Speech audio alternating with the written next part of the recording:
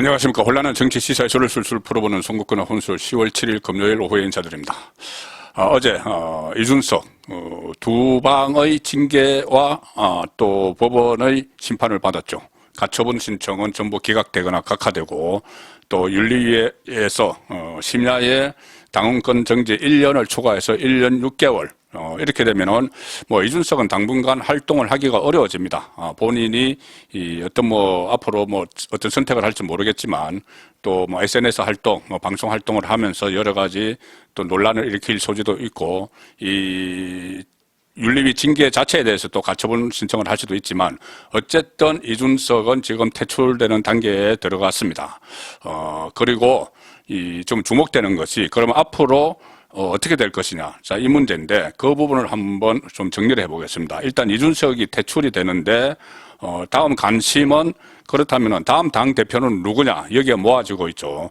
정진석 비대위가 정상적으로 활동을 했는데 정진석 비대위가 가장 우선적으로 그리고 최선을 다해서 해야 될 일은 전당대회 준비입니다. 그래서 차기 당대표 그리고 최고위원들을 선출을 해서 그야말로 이준석 체제가 아닌 집권 여당 이 윤석열 정권과 호흡을 맞춰서 이끌어갈 집권 여당의 지도부를 짜는 일이죠. 자, 그러면 지도부는 지금 어떻게 짜여질 것인가? 그것이 지금부터 여권의 핵심적인 관전 포인트가 됐습니다.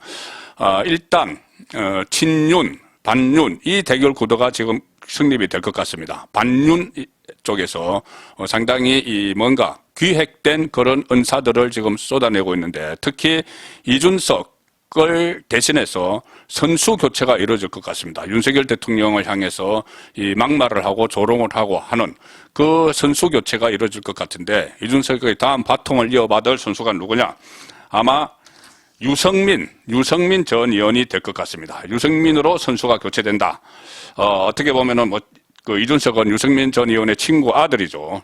친구 아들의 바통을 이어받게 되는 그런 결과인데 당권을 장악하기 위해서 시도를 하겠죠. 일단 그래서 이 소위 말하는 반윤석열 이 진영을 구축을 하는 그런 시도를 벌써부터 보이고 있습니다.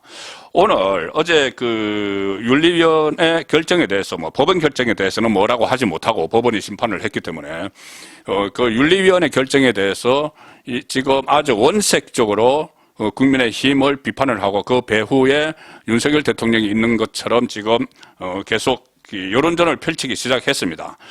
유승민 전 의원이 가장 선두에 나서고 있는데 그 전에 이 윤석열 대통령의 뉴욕 그 푸념성 발언을 놓고 국민이 쪽팔린다 이런 식으로 하면서 이틀에 한 번꼴로 SNS에 글을 올려서 민주당보다 더 강한 그 어조로 윤석열 대통령을 공격을 했죠. 자, 오늘은 무슨 이야기를 했냐면은 좀 오버하는 것 아닌가 싶을 정도인데 페이스북에 오늘 글을 올렸습니다. 이준석 추가 징계에 대해서 지나가는 개가 웃을 일 아니냐. 지나가는 개가 웃을 일이다. 자, 국민의힘이 그런 일을 했다는 겁니다. 지나가는 개가 웃을 일이다 하면서 양두구육이 징계 사유라면 이 XX들 쪽팔린다는 막말을 한 윤석열 당원은 왜 징계하지 않느냐. 이렇게 반문했습니다. 왜 윤석열은 이 XX 쪽팔린다는 막말을 했는데 이 막말이라고 이렇게 규정을 하면서 왜 징계하지 않느냐. 자, 이렇게 이야기합니다. 이준석이 계속 본인의 표현의 자유 침해 어쩌고 하고 있죠. 그런데 양두구역 이런 걸로만 지금 징계당한 게 아닙니다. 당내에 계속 국회의원들을 향해서 이 내부 총질을 하고 또 성접대 의혹 이런 것으로 경찰 조사를 받고 있고 또 그 당을 향해서 5번이나 가처분 신청을 하면서 어쨌든 당의 체제, 당 체계를 흔드는 그런 위해한 당의 위해한 행위를 한 것은 윤리 규정에서 이 징계의 제1번입니다. 그런 행위를 했기 때문에 하는 것이고 양두구역 이것은 그 중에 하나죠. 징계 사유 중에 하나인데 지금 유승민 전 의원도 양두구역을 징계 사유라고 한다면 왜 윤석열 대통령은 당원인데 징계하지 않느냐. 자, 이렇게 침소봉대한 그런 주장을 하고 노는 것은 다 이유가 있죠. 일단 반윤을 결집하기 위한 겁니다. 자, 이렇게 되니까 하태경은 원래 이준석과 같이 다녔죠. 그 바른정당도 가고 뭐 같이 행동을 했는데 하태경도 옹졸한 정치 보복이다 이렇게 그 이야기를 했고 말을 했고 뭐 허나 그 이준석계가 있는지 모르겠지만 어쨌든 이 나이가 적거나 많거나 전부 다 이준석계 이렇게 부르는 사람들이 있습니다. 그 허나 의원도 이 국민의힘은 국민은 없고 힘만 있는 일방통행 정당이 됐다 이렇게 비판을 합니다. 국민의힘은 국민은 없고 힘만 있는 일방통행 정당이 됐다. 그러면은 그 정도 정당이 됐으면 본인이 탈당을 하고 나가야 되죠. 그런데 허은하 의원은 비례대표이기 때문에 탈당을 하면 금배지가 날아가니까 탈당을 하지 않고 있습니다. 탈당을 하지 않고 안에서 또 내부 총질을 하는 그런 상황이죠. 지금 이 유승민계 이렇게 불리는 사람들 그리고 이준석계 참 이준석계라는 게 있는 건지 모르겠지만 어쨌든 언론에서 그렇게 이름 붙이는 사람들이 한 10명 정도 되죠. 유승민, 여기 하면 뭐 강대식, 뭐 김병욱, 유이동, 신원식, 유경준 이런 사람들이 있고 뭐 김웅, 또 하태경, 뭐 최재형 그 의원은 지금 이준석이 혁신위원장을 맡겨서 그다음부터 이준석과 같이 행동을 합니다. 그 다음에 방금 말씀드린 허나 이렇게 해서 한 10명 남짓 되는데 10명 남짓을 가지고 이제 더 확산을 해나가겠죠. 확산을 해나가면서 이 당권을 일단 쥐고 당권을 이번에 지게 되면은 내년 2월 전당대회에서 만에 하나 당권을 유승민계에서 지게 되면은 상당히 그 다음에 공천권을 지기 때문에 총선 공천권을 지기 때문에 당의 모습이 완전히 바뀔 수가 있습니다. 그리고 집권 여당이 정권과 각을 세우는 자 그리고 유승민 다음 대권을 노리기 때문에 일부러라도 그렇게 각을 막 세우겠죠. 자 그런 상황이 있기 때문에 윤석열 대통령 입장에서는 친윤 입장에서는 그걸 막아야 됩니다.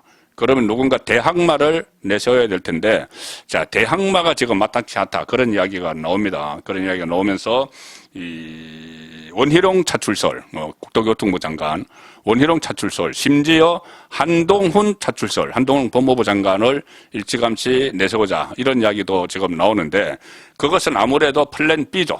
플랜 B는 한동훈, 원희룡, 이게 플랜 B가 되는 것이고, 플랜 A는 현재에 있는 그 정치권에 있는 인물 중에서, 우선 검토를 해봐야 되겠죠. 그래서 지금 꼽히는 인물은 김기현 전 원내대표가 가장 열심히 지금 당권 도전을 위해서 여러 가지 메시지도 내놓고 하는데, 김기현 전 원내대표로는 아무래도 이재명 초강성 지도부와 맞서기, 민주당의 지도부와 맞서기는 좀 그렇지 않느냐. 그리고 지금 과연 윤석열 정권과 호흡을 맞추면서 당을 장악을 할 수 있는 그런 카리스마를 보여줬는지 그 부분에 대해서는 좀 의문을 표시하는 쪽도 있습니다.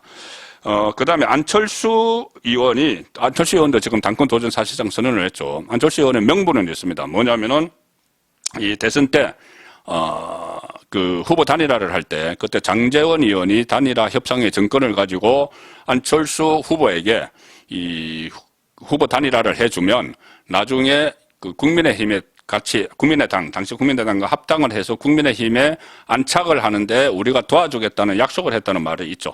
자, 그래서 그렇게 되면은 친윤이 도와줘야 되고 또 공동정부를 처음에 표방했기 때문에 지금은 허지부지 됐지만은 그런 명분은 있지만은 그리고 또 안철수 의원 본인으로서도 이 자기 대권을 노리기 위해서는 이 당을 장악을 해야 됩니다. 그러면은 지금은 안철수계가 거의 없죠.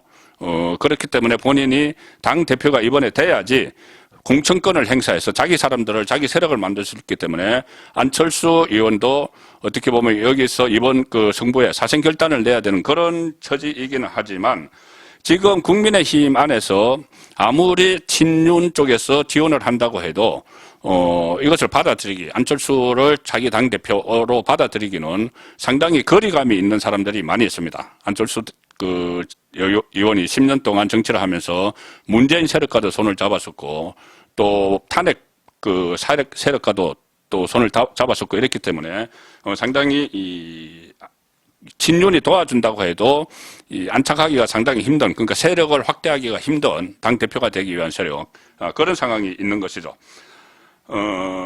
그리고 그 다음에 나경원 전 의원을 생각을 해볼 수가 있는데, 작년 그 6월 달에 이준석과 경쟁하면서 당내에서는 경쟁력이 있는 것이 확인이 됐죠. 그렇게 확인이 됐고, 또 원내대표 경험도 있고, 이 민주당을 상대로 싸워본 그런 경험이 있기 때문에 이 나경원 카드도 지금 여전히 유효합니다. 그리고 이 나경원 전 원내대표 같은 경우도 윤석열 대통령과 그 이전에 윤석열 대통령이 정치를 하기 전부터 서로 교류가 있었다는 또 이야기들도 있고 하기 때문에, 또 나경원 전 의원은 지금 당장은 자기 대권 주자로는 꼽히지 않죠.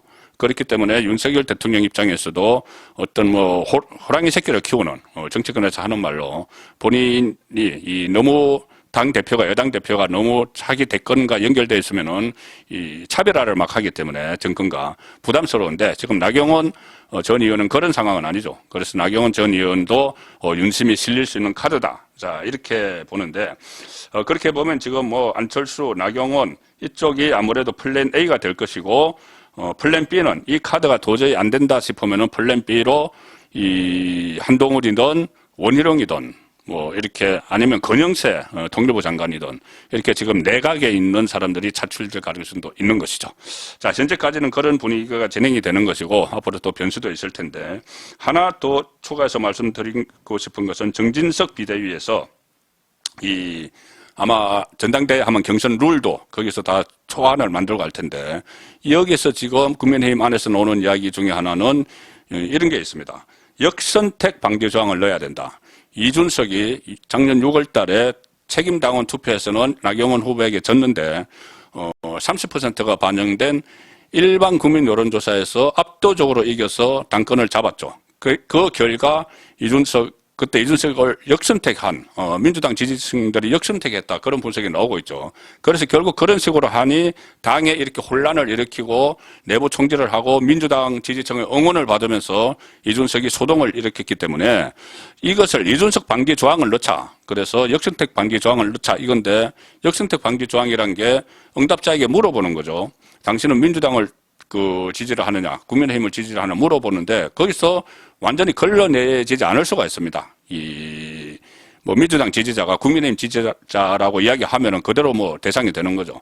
그래서 나오는 것이 아예 국민 여론조사, 일반 국민 여론조사 비율을 확 낮추거나 아니면 빼버리자, 이런 이야기까지 지금 나옵니다. 이준석 방지 조항을 넣자는 이야기, 여러 가지 이야기가 지금, 어제 이준석이 아웃되고 나서 본격적으로 지금 자기 당대표, 당권과 관련한 룰 이야기도 나오고, 또 예상 출마자 이야기도 나오기 시작을 했는데, 가장 핵심은 이준석으로부터 바통을 이어받은 유승민 전 의원의 움직임이 좀 심상치 않다. 그런 말씀을 일단 드리고 진행 사항은 차차 설명드리도록 하겠습니다. 송국근의 혼술이었습니다.